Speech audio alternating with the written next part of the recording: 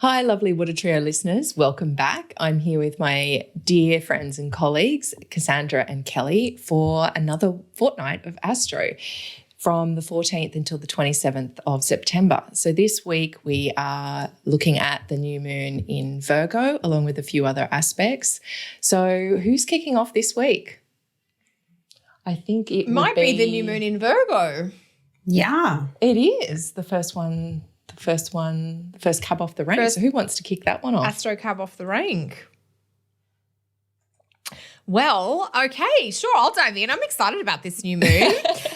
The new moon is happening at 25 Virgo. It is on September 17, Thursday, and I think it's September 17 for Australia, Canada, and the US. Everyone. So Yeah. later in the day in Australia, earlier in the morning in Canada and the US. So it's very late in the sign of Virgo, but it's still got all of that lovely Virgo energy to do with fresh starts and new beginnings. Well, they're the new moon things, I guess, but it's bringing in that Virgo vibe about some organization, some streamlining, paying attention to details, like the idea of starting over and adjusting something small that can have a big impact or just can make you feel like, you know, things are moving slightly more efficiently with less speed bumps.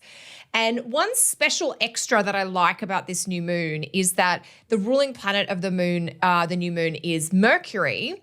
And Mercury is in what I would probably describe as a favorable aspect to Jupiter, even though it's technically a square, which when you're learning astrology, you often hear about, you know, squares as being a hard aspect. But when you put Jupiter in a square, you are still getting, I don't know, a sense of opportunity or that idea of looking forward. It might just be the square, Mercury square Jupiter is like you say yes to maybe a few too many things, like you're overconfident or you're feeling like, yes, you've turned a corner and now you want to look forward. And in your enthusiasm, you might just take on a little bit more than you can reasonably manage. It's a little bit of a problem, but it's kind of like one of those good problems to have, if you like. So there's quite a bit of kind of nice energy. There's that energy. The Mercury-Jupiter is like maybe things happening, plans being organized, maybe a little bit unrealistic, but still with a level of substance. So the new moon in Virgo plus that Mercury square Jupiter aspect, I'm quite looking forward to that on Thursday the 17th. What about you both? Yeah, look, the new moon in Virgo, I think the other thing that I noticed about it being at 25 degrees of Virgo is it's going to be trine Saturn. And so there is that sense with this that, I don't know, Virgo likes to assimilate. It's that area of rules that area of the body where we take food in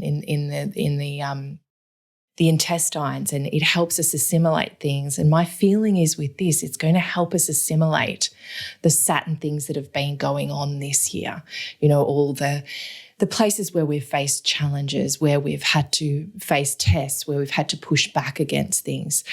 And I don't know, there's this humbleness, this astuteness about Virgo, and it breaks things down into small parts so that we can assimilate more easily.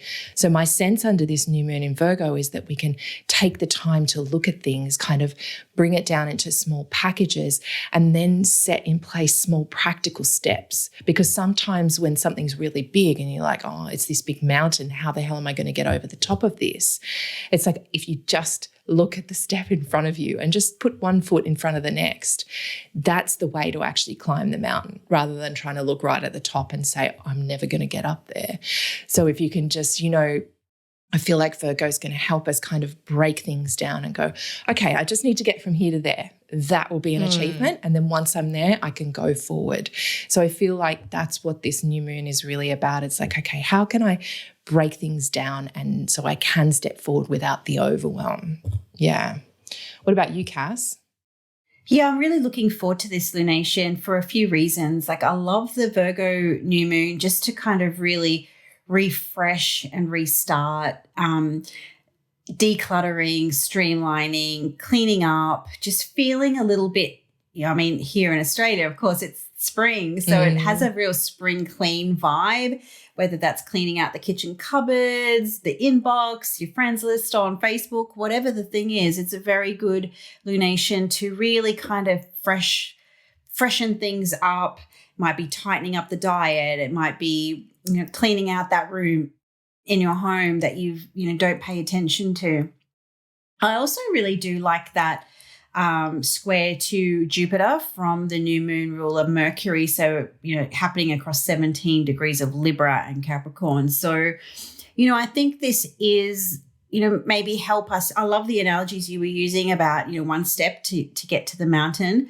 And this can also maybe help you, like sometimes, when you're in something, you can't see beyond it, like the forest for the trees type of thing. And so if you are in the trenches, if you are, trying to really like get into the minutiae or the minutiae of something, and sometimes we can get lost in, what's all this data and what are we doing it for or what have you. So the Jupiter piece there can perhaps remind us that there is a greater purpose or a greater meaning to, once you reach that summit, to kind of lend off, to bounce off your ideas around that leash. It's that one step at a time, but knowing that there's a meaning or a purpose or or something good at the end. And sometimes Virgo can be, the energy of Virgo can be so stuck in something that, they forget why they're doing it. Totally. Yeah. So that's a really nice piece that you're both saying. Like the energy of Virgo is like the piece by piece, step by step, one step at a time, versus the Saturn in Capricorn, which is like the larger ultimate goal. It's like the top of the proverbial mountain. And this new moon is kind of linking the two together. Yeah.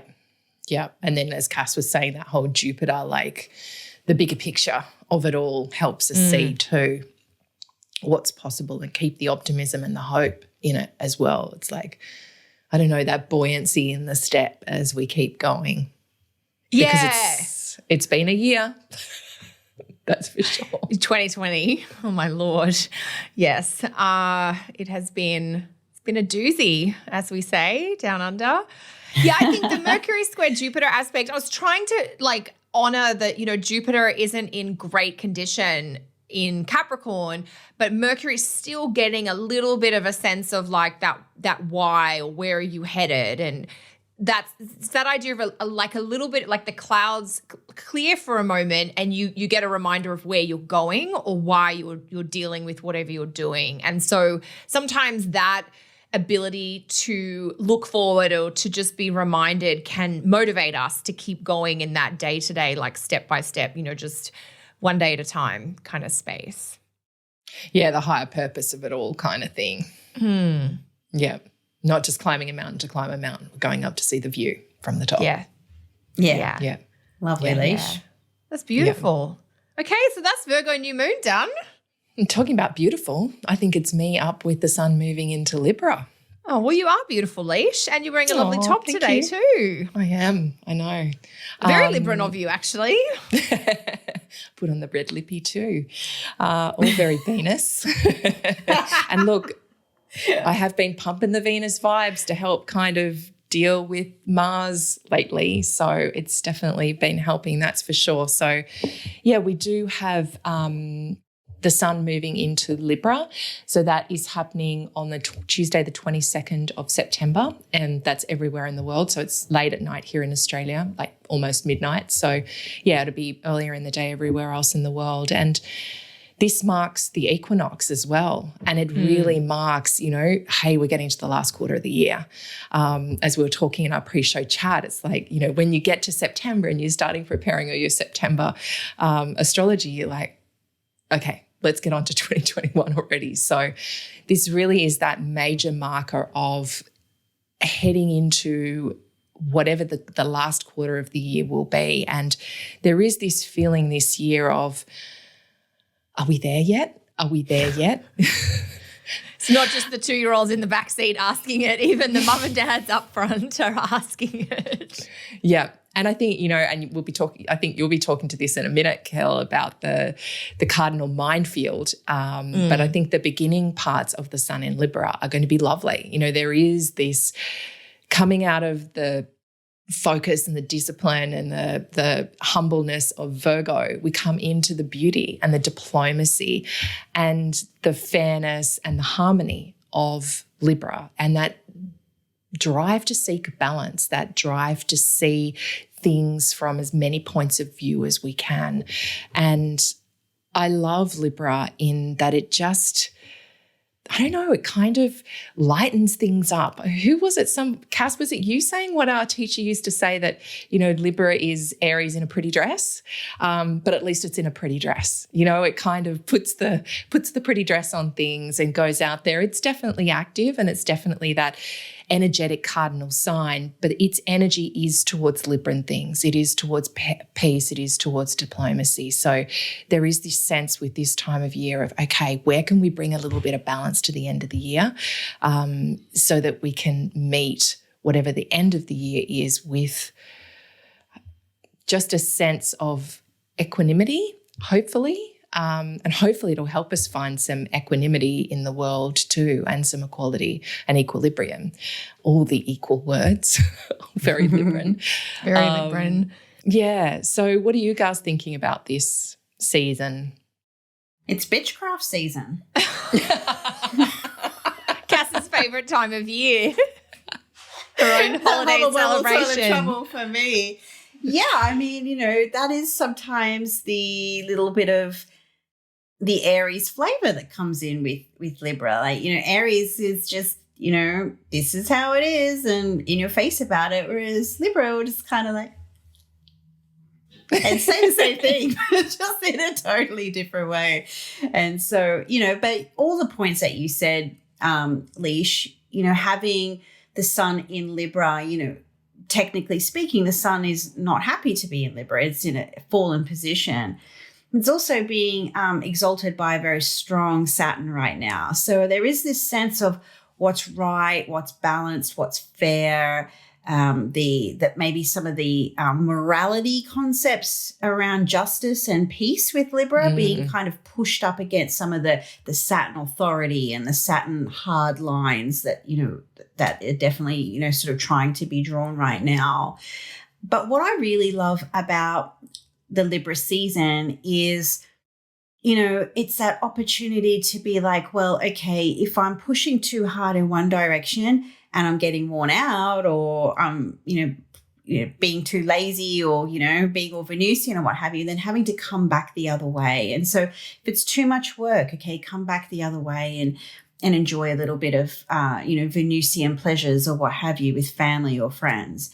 If you do need to pull your socks up in a certain area of your world, then, okay, we've got to rebalance. And I think sometimes balance gets confused. It doesn't have to be 50-50, but what it does have to be is some kind of equal, whether that means, okay, I'm going to do 30% for a little bit and you're going to pull the 70%. And then that will kind of, the scales just always have a way of it comes out in the wash. And so wherever your Libra house is, that might be, okay, well, that's going to get spotlighted. And where do I maybe need to bring a little bit more of that house topic energy for the next 4 weeks? Yeah, it just always reminds me of the body, because I studied biology at uni, and the homeostasis. There is never one exact point in the body where it just sits and stays there. It's always this kind of equilibrium and homeostasis around the perfect point. But it never stays there very long, and it's not meant to, because life is change. But if the best system is one that doesn't go too far outside the lines. So that's Libra. It's almost like it keeps tucking us back in, keep coming back in. And sometimes that's where the truth is, isn't it? And that's one of the things that Libra looks for, is the truth and the fairness.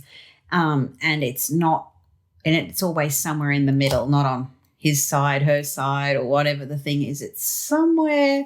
There's like 3 sides to every story, and Libra is kind of balancing between those 2 sides to find that happy, middle ground, if you like. Yeah. What about you, Cal? Well, I think you guys have all said some beautiful words and concepts.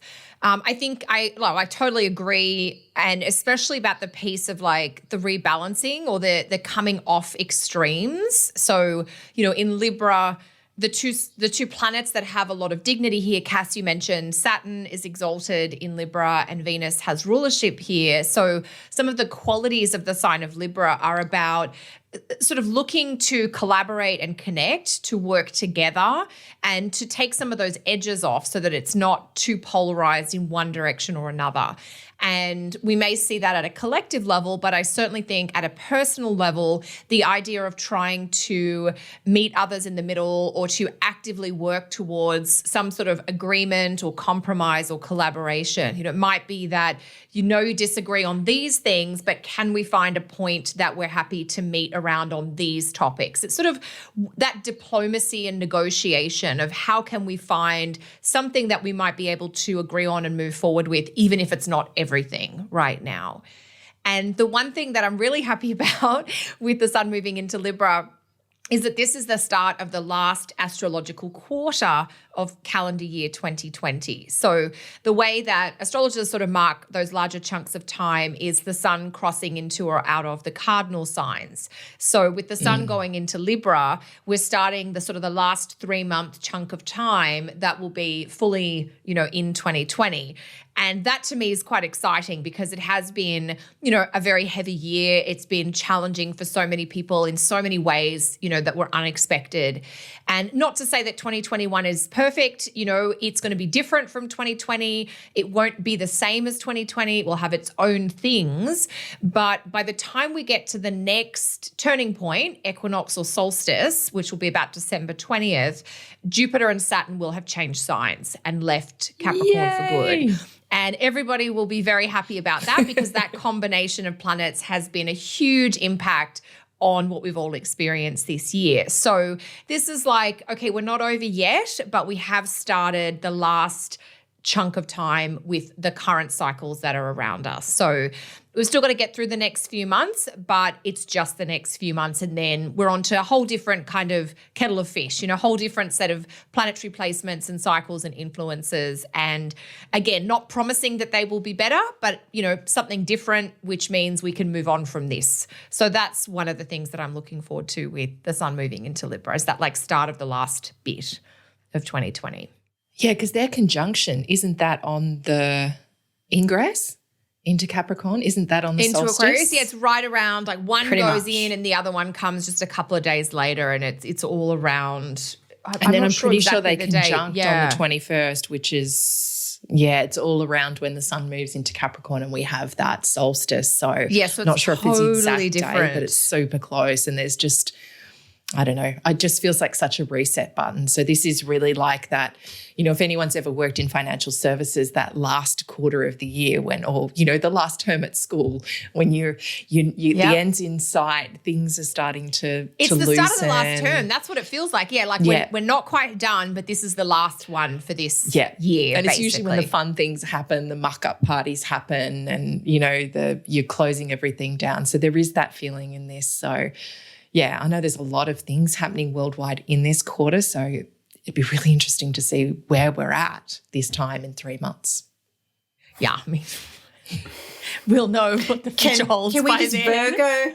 Can we just Virgo it one step at a time for now? Yes. Let's take it 1 month at a time. We've got the Libra month, we'll have the Scorpio month and the Sag month. Yeah, I just checked. I think the December solstice is like the 21st, 22nd. So I think Jupiter and Saturn, they'll definitely be in Aquarius whether or not they've made their exact conjunction. I think they will have.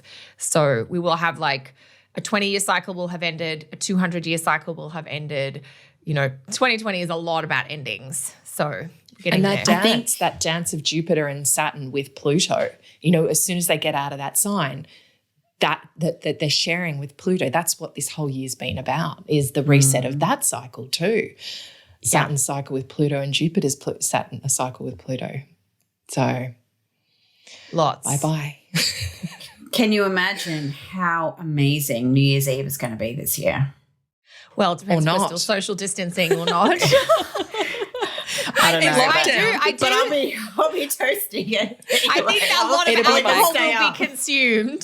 It's my Aquarian husband's perfect New Year's Eve on his own, away from everybody else. So, oh my God, look at us trying to get forward. yeah, okay. It's the moon sign. Well, it's a Cancer moon. Everyone will stay home on New Year's Eve. Yeah, that suits me fine. It's a bottle of scotch and Netflix at home. Okay. Sayonara 2020. So I think you're up next, Kel. Oh, right. Oh. Continuing with our minefield. Incredibly happy news, dripping in sarcasm in case you missed it. Mercury is making a couple of difficult aspects, and I've kind of honed in on what I think will be a tough sort of 36 hours or so for Mercury. And this is September 23rd, September 24th, everywhere, I think. Mercury is going to square Saturn on the 23rd. From 25 Libra to 25 Capricorn. And the next day, Mercury will oppose Mars from 26 Libra to 26 Aries. Now, there are some technical terms that don't have happy names, like besiegement or maltreatment, that can describe when a planet is moving between two difficult planets. So Mercury moving between Mars and Saturn, which are traditionally known as malefic or kind of heavier, hard energies. And Mercury represents deals and arrangements, so business deals, negotiations, planning. Mercury also represents the mind. And some of us are going to be productive because we're just going to feel so worried about something that needs to be done, an editing project, a writing project, a planning thing, that we're just going to get consumed by it, and we're going to channel that Mars-Saturn pressure into getting some stuff done. But for others of us, there's going to be an increase in either maybe worry or concern, or perhaps even a little bit more anxiety. And that's why I want to share it with listeners, is so that if you do find, mentally it's a little bit harder inside your brain, or you're much more worried about something, or you're fixated on something, Wednesday the 23rd, Thursday the 24th, just have that in the back of your mind that Mercury is sort of going through rough territory.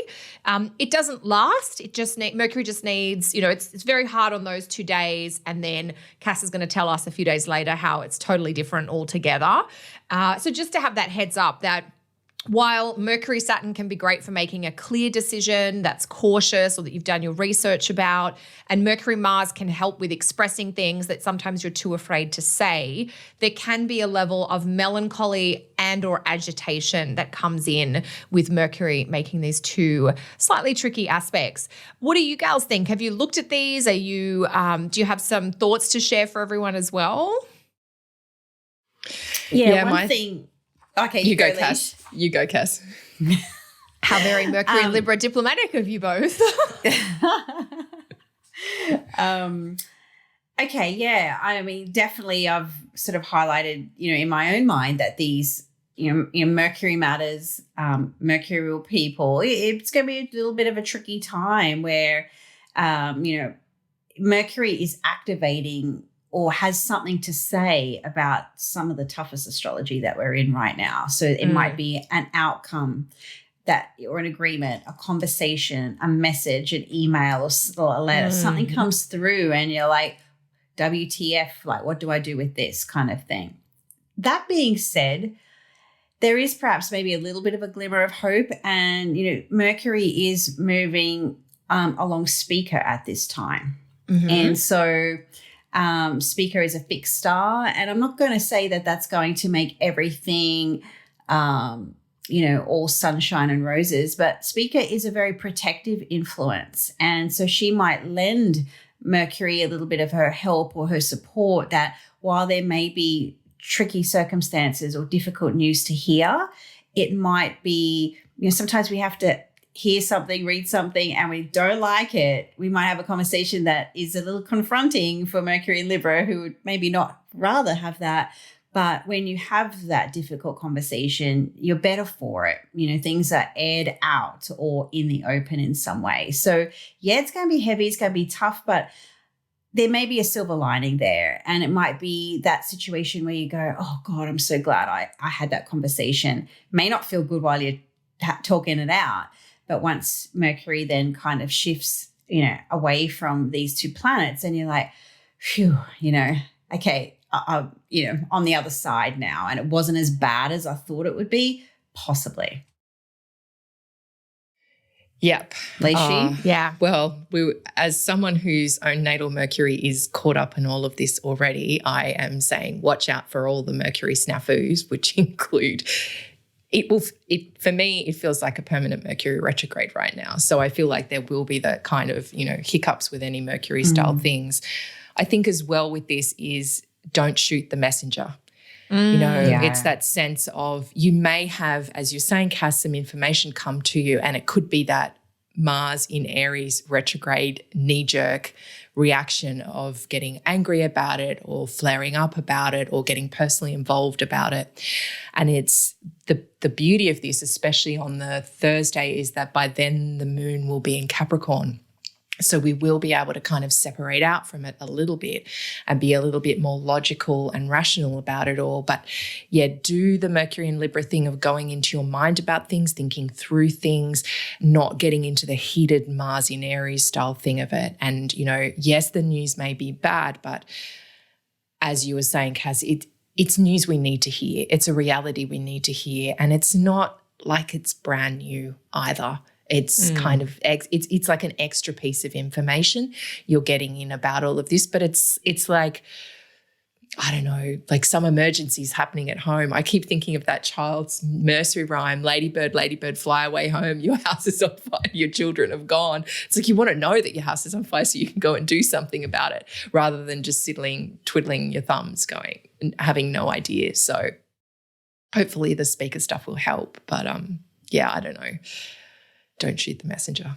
Don't shoot the messenger. That's great advice. And I like your points too, Cass, of like it's information that needs to be said or shared, or it could even be clarifying about stuff that's been going on over the last 4 or 5 weeks, because that Mars-Saturn entanglement, it's really influencing all of us from almost mid-August until early October.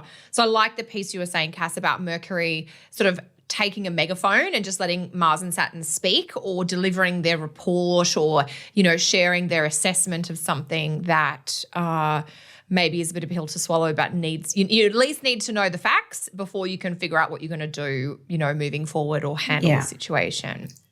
Yeah, and just one more point I want to make on this is that Mercury will square Saturn at the 25th degree, and then Mercury will oppose Mars at the 26th. And I know, are we there yet? But just something that, to put in your pocket for now, I guess, is that in November that will be when Mercury stations direct in Libra at that 25th degree. So there may be something that happens at that time that may get replayed or sorted out. So it might be having to use Mercury in Libra on speaker, like that ultimate protection and power of negotiation or diplomacy, and having to,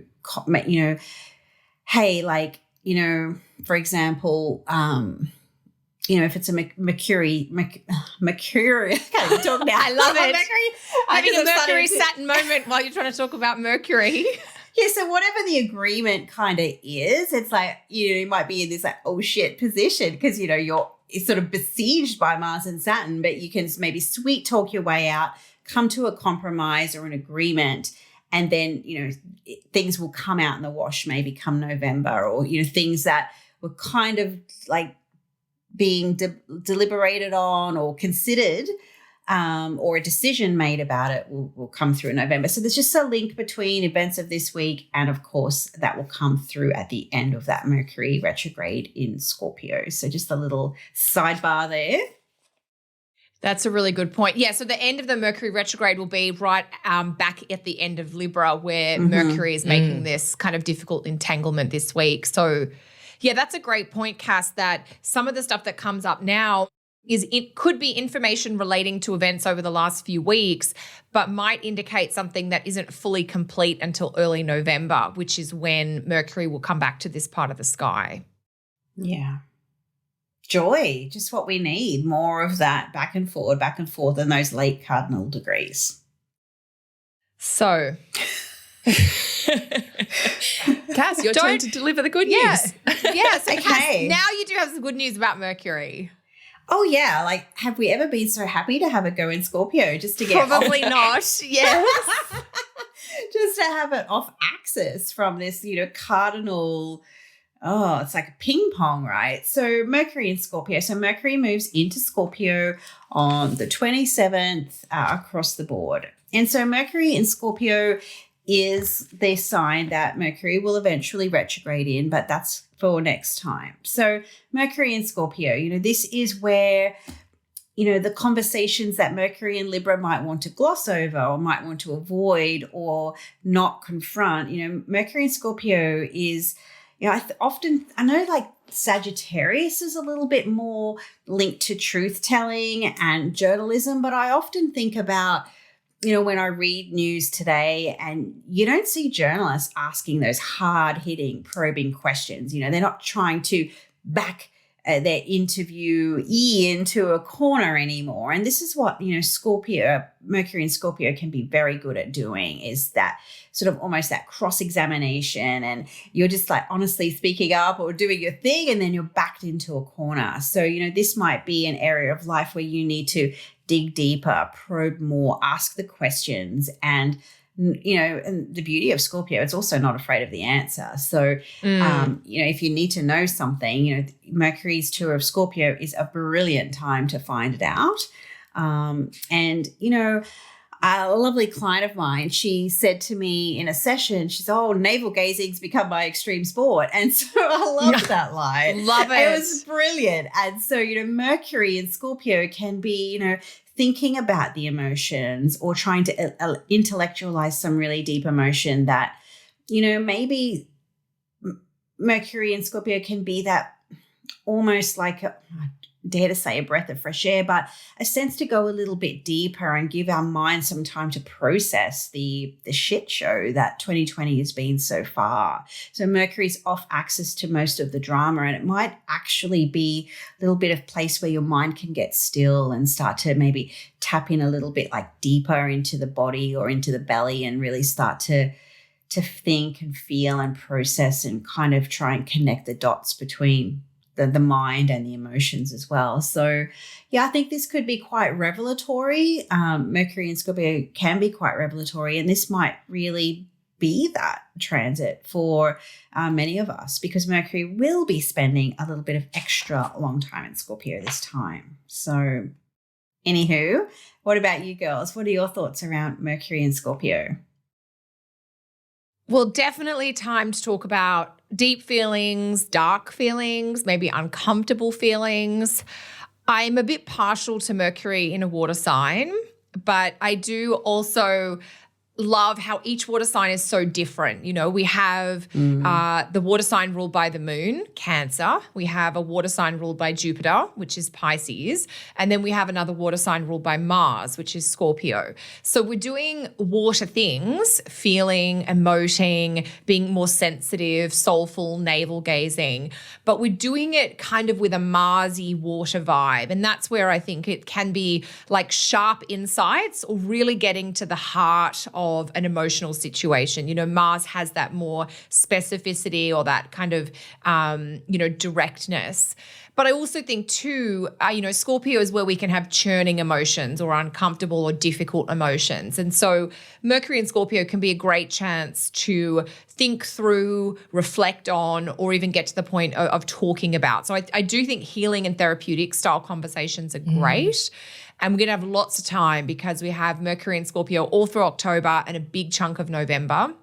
Keep in mind that while Mercury is in Scorpio, certainly, as we're heading into Scorpio and through October, Mercury is starting to slow down because Mercury will go retrograde in October in Scorpio. And so it's that idea of I'm going deep and I need to go slower for a bit. So that can feel a bit like congestion, but it sometimes, as you were saying, Cass, like, when you're not skating fast across the surface, then you have a chance to drop in and get a depth or a level of perception or awareness that normally we're moving too quickly for. So even though it might be uncomfortable, that I've been talking a lot about Scorpio in client consults this week and planets moving from Scorpio to Sag.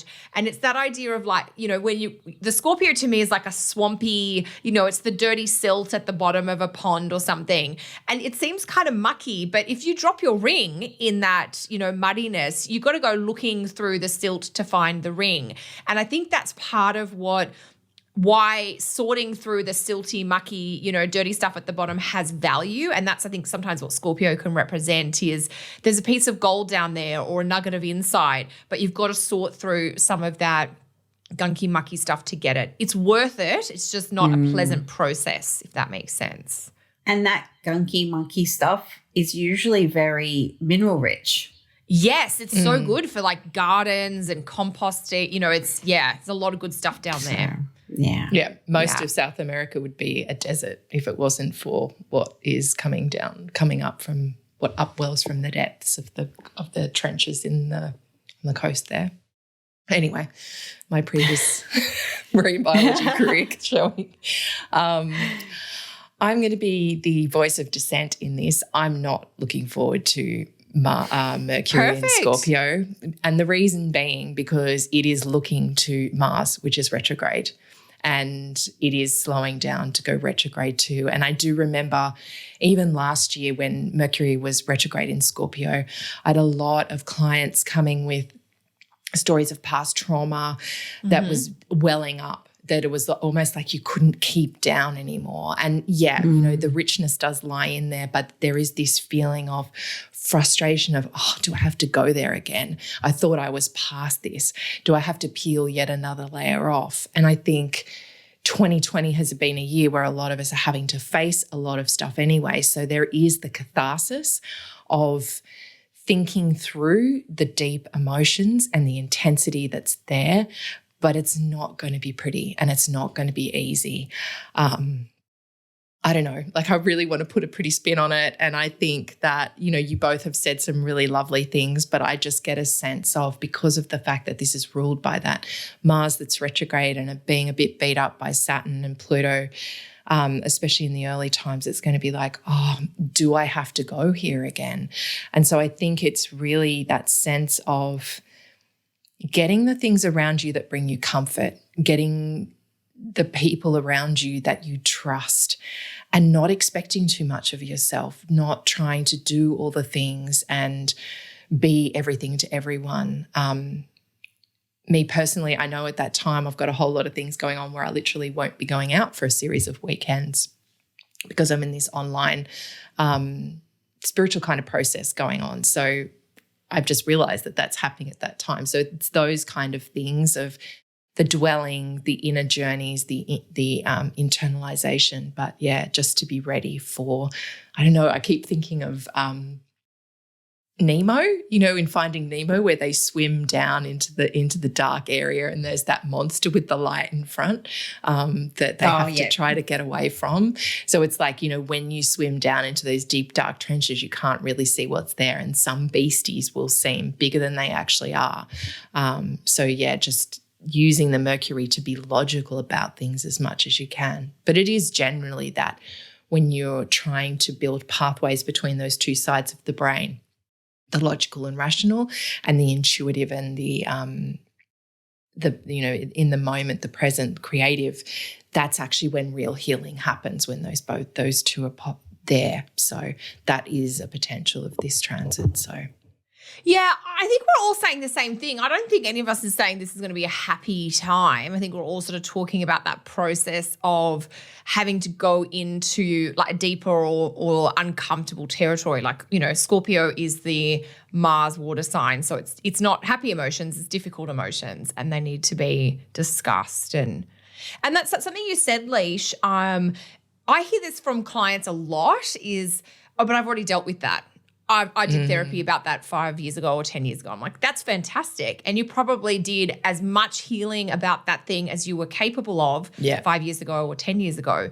But you've been living for another 10 years now, and you've got different perspectives and different understandings. And, you know, if we're talking about, just as an example, stuff to do with being a child, for instance, or you being a child and now you're a parent, your perspective on these situations has changed, and your ability to heal is now available at a totally different or deeper level, I guess. So sometimes it does feel like, oh, do we have to go there again? And I agree that is a huge part of healing, is we need to revisit this because how you understand that is different now to how you would have understood it before. And that can take – it's so clarifying. It's like cleaning out the pipes, the psychological congestion, and like how you feel after you've done that is so good, even if you end up sobbing in your therapist's chair for a few weeks to get there, if that makes sense. Yeah, good point, Cal. It's a biggie. Yeah, I remember being told once when I had "do we have to go there again" moment, and I remember somebody said to me, like, someone that I used to see on a professional level said, "Well, you can lift the lid on it, but you don't have to give it oxygen." But I think sometimes when Mercury comes into Scorpio, it will suck you down, and and this is a journey you're going on, ready or not, like it or not.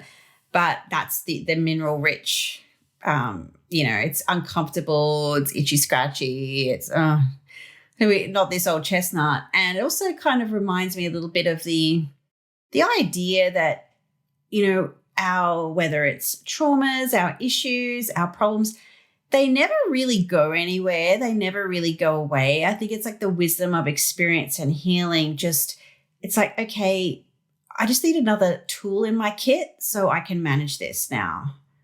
Like when you go to the, do I have to do this again? So, no, you don't have to really do it again. You just need another, it's like a chef going into the kitchen. It's like, well, I actually need this kind of knife to do this kind of job.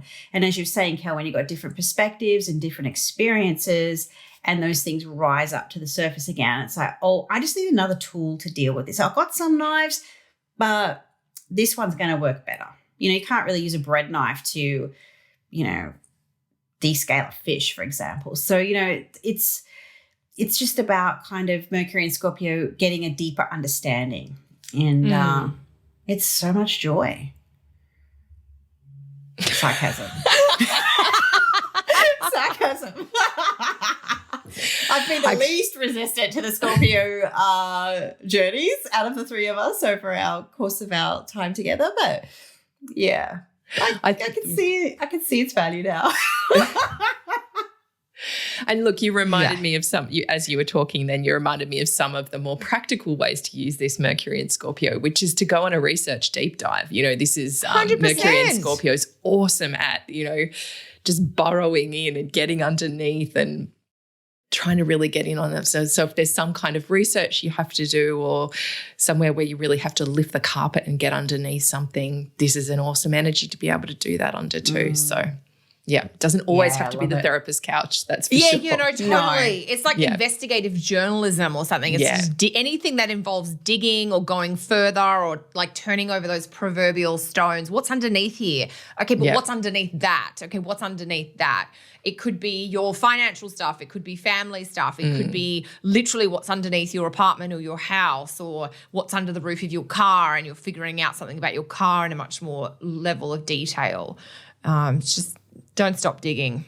Actually, I had a client, I think, who the last Mercury retrograde in Scorpio in their fourth house, they had literally had to dig up the pipes under their house because of flooding. So, that's a literal manifestation of what can happen, but it doesn't have to. But, there's that sense of.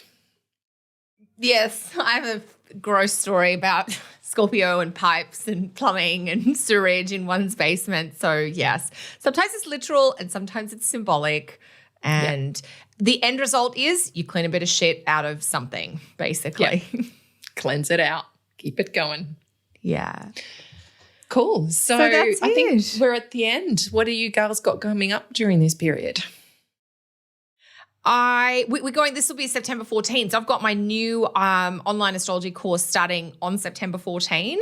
It is an intermediate level course about chart interpretation where we'll be looking at things like the moon phases, fixed stars, and the role of sect on aspects. So that'll be a 4-part online training. So the info about that, if you're interested, is on my website, kellysastrology.com. What about you gals? Leishi? I will have my Virgo New Moon Magic Workshop. So, next level of that. So for anyone that wants to join in, this isn't just looking at the new moon itself, it's looking at the whole phases. So it's going through the first quarter, the full, and the last quarter to really maximize the value of the moon's movement each month. So, hop onto my website to find out more about that. What about you, Cass? Well, I am still running my Mars retrograde circle, so that's in process right now, which is wonderful. And On Thursday, October 1, so next fortnight, I'll be doing aspects for 4 weeks. So if you're wanting to learn more about traditional aspects, how to use them, how to apply them, how they change your planetary interpretations, sign up. It's all the details are there on my website. Awesome. And all the details for all these courses are actually in the notes section as well. So feel free to scroll on down. You don't actually have to find our video, our URLs to get there. So thanks, girls. Thanks, everyone, for listening. If you like this episode, please subscribe, share with friends, like the episode, comment below. We always love to hear from you. All right. See you everyone next time. Have a great fortnight. Bye.